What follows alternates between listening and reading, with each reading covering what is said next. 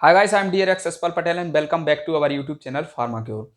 आज हम जानेंगे कि जो बूढ़े लोग होते हैं, मींस जो नहीं सॉरी, जो ओल्ड एज के लोग होते हैं, जो मींस जिसकी उम्र ज़्यादा होती है, 50 से जिसकी उम्र ऊपर होती है। आज हम इस वीडियो में जानेंगे कि जो मिडिल एज मींस या जो ओल्ड एज के लोग होते हैं जिनकी उम्र 50 से ज़्यादा होती है, 60 70 80 इसके करीब जिनकी उम्र होती है, वो उनको बार बार पेशाब क्यों लगती है। या जो बच्चे होते हैं, मीन्स जो चाइल्ड लोग होते चिल्ड्रंस होते हैं, छोटे छोटे बच्चे होते हैं, जो वो बिस्तर में बाथरूम क्यों कर लेते हैं, बिस्तर में बार बार पेशाब क्यों कर लेते हैं। और जो पास्ट एज के होते हैं, जो ओल्ड एज के पर्सन्स होते हैं, जो बूढ़े लोग होते हैं, जो बुजुर्ग लोग होते हैं, वह भी बिस्तर में कभी कभी पेशाब कर लेते हैं और उनको भी बार बार पेशाब जाना पड़ता है, उनको भी बार बार पेशाब लगती है। और जो बच्चे होते हैं उनको भी बार बार पेशाब लगती है। लेकिन जो मिडिल एज में जो लोग होते हैं उनको बार बार पेशाब नहीं लगती है, उनको नॉर्मल रहता है। उनको बार बार पेशाब क्यों नहीं लगती है?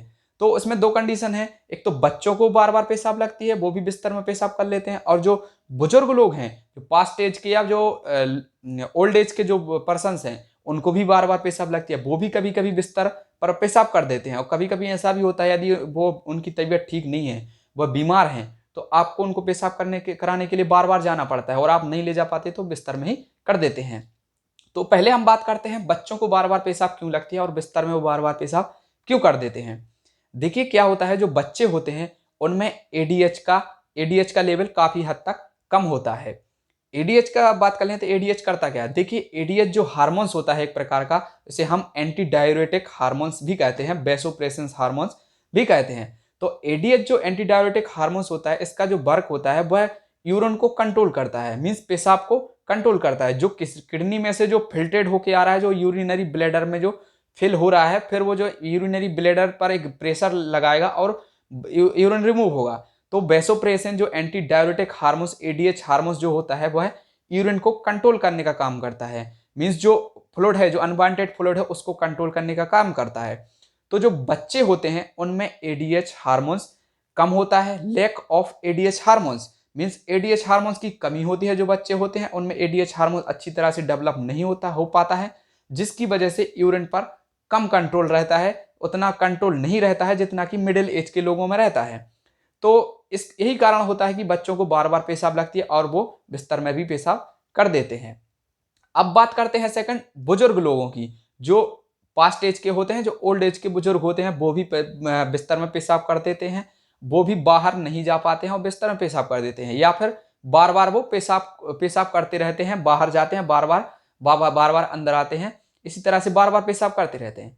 तो उनमें क्या होता है, जैसे ही बच्चे में लैक ऑफ एडीएच हो जाता है, वैसे ही बुजुर्गों में भी लैक ऑफ एडीएच हो जाता है। एडीएच हार्मोन्स की कमी हो जाती है और उनको भी बार बार पेशाब लगती है। उनका यूरिन पर कंट्रोल नहीं रहता है और वो भी बिस्तर में पेशाब कर देते हैं। मीन्स जो एडीएच हार्मोन्स होता है उनको भी जब कोई व्यक्ति यदि बुजुर्ग हो जाएगा, ओल्ड एज का हो जाएगा, तो वैसे भी उसके जो बॉडी में सभी का अमाउंट लगभग लगभग कम होने लगता है। अब कैल्शियम का अमाउंट भी कम होने लगता है और भी बहुत सी चीज़ें होती हैं। फिर हम इनके बारे में अलग बात करेंगे, अलग से वीडियो बनाएंगे कि जो बुजुर्ग जो ओल्ड एज के पर्सन हो उनमें क्या क्या दिक्कतें होती हैं। इन पर एक अलग से वीडियो बनेगा, वरना इसमें काफ़ी बड़ा लंबा वीडियो हो जाएगा। तो जब जो पास्ट एज के, जो ओल्ड एज के जो लोग होते हैं, उनमें भी एडीएच का रिलीज कम हो जाता है। मीन्स जो एड्रेनल ग्लैंड होती है, उससे जो एडीएच का हार्मोन्स का लेवल काफ़ी हद तक कम हो जाता है, जिससे यूरिन पर कंट्रोल नहीं रहता है और उन्हें बार बार यूरिन जाना पड़ता है। तो यही कारण होता है, चाहे बच्चे में हो या फिर बूढ़े या बुजुर्ग व्यक्ति में हो, इनमें दोनों में सिर्फ एक ही कारण होता है, लैक ऑफ एडीएच। जो एडीएच एड्रिनल ग्लैंड से निकलता है उसका रिलीज कम हो जाता है, जिसकी वजह से यूरिन को कंट्रोल नहीं कर पाता है और बार बार पेशाब लगती है। इस कारण से वह कभी कभी बिस्तर में भी पेशाब कर देते हैं। अब बात करते हैं मिडिल एज के लोगों को क्यों नहीं लगती भाई। देखिए मिडिल एज के जो लोग होते हैं, 12 से लेके 30 35 40 साल तक के जो लोग होते हैं, उनको उनको नहीं लगती है, या फिर उनको दिन में लगती है, रात में नहीं लगती है। रात में उनका एडीएच का लेवल कुछ ज़्यादा होता है। और जो मिडिल एज के जो लोग होते हैं उनमें एडीएच का लेवल प्रॉपरली होता है और एडीएच अच्छे से रिलीज होता रहता है, जिसकी वजह से उनको पेशाब नहीं लगती है। अब कुछ पास्ट एज के जो लोग होते हैं, मिडिल मीन ओल्ड एज के जो बुजुर्ग लोग होते हैं, उनके एक कारण और भी होता है। किसी को यदि डिसीज हो, किसी को मीन्स डायबिटीज डिसीज हो, तो उसमें भी फ्रिक्वेंट यूरिनेशन होता है, बार बार पेशाब जाता है, उसमें भी व्यक्ति बार बार पेशाब जाता है। तो ये अलग कारण हो गया कि यदि किसी बूढ़े व्यक्ति को, किसी बुजुर्ग व्यक्ति, किसी ओल्ड एज के पास्ट एज के व्यक्ति को यदि डिसीज है, तो मीन्स यदि डायबिटीज डिसीज है तो वह बार बार पेशाब जाएगा, फ्रिक्वेंट यूरिनेशन जाएगा। और एक अलग बात है कि यदि कोई बच्चा है, यदि नॉर्मल कोई बुजुर्ग व्यक्ति है, वो भी बार बार पेशाब जाते हैं, तो उनमें सिर्फ एक ही कारण होता है, या तो एडीएच, लैक ऑफ एडीएच, या किसी ओल्ड एज के व्यक्ति को डायबिटीज डिसीज हो। तो यही कारण होते हैं कि बच्चों में ज्यादा पेशाब क्यों लगती है और बुजुर्गों को भी ज्यादा पेशाब क्यों लगती है।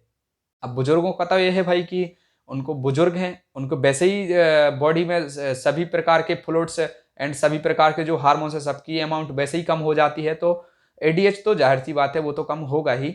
और जो प्रोस्टेट ग्लैंड होती है, जो प्रोस्टेट होता है, जो यूरिथ्रल के नीचे जो प्रोस्टेट होता है, वो भी पेशाब लगने पर कॉन्टैक्ट रिलैक्स होता है, तो वो भी डिस्टर्ब हो जाता है। और जो ब्लैडर भी होता है वो भी डिस्टर्ब हो जाता है, यह सब डिस्टर्ब हो जाता है। तो जाहिर सी बात है बुजुर्ग लोगों को ज़्यादा पेशाब लगती है। तो यही कारण थे कि बच्चों में पेशाब बार बार लगने के और बुजुर्ग व्यक्तियों में बार बार पेशाब लगने के, यही सब कारण थे।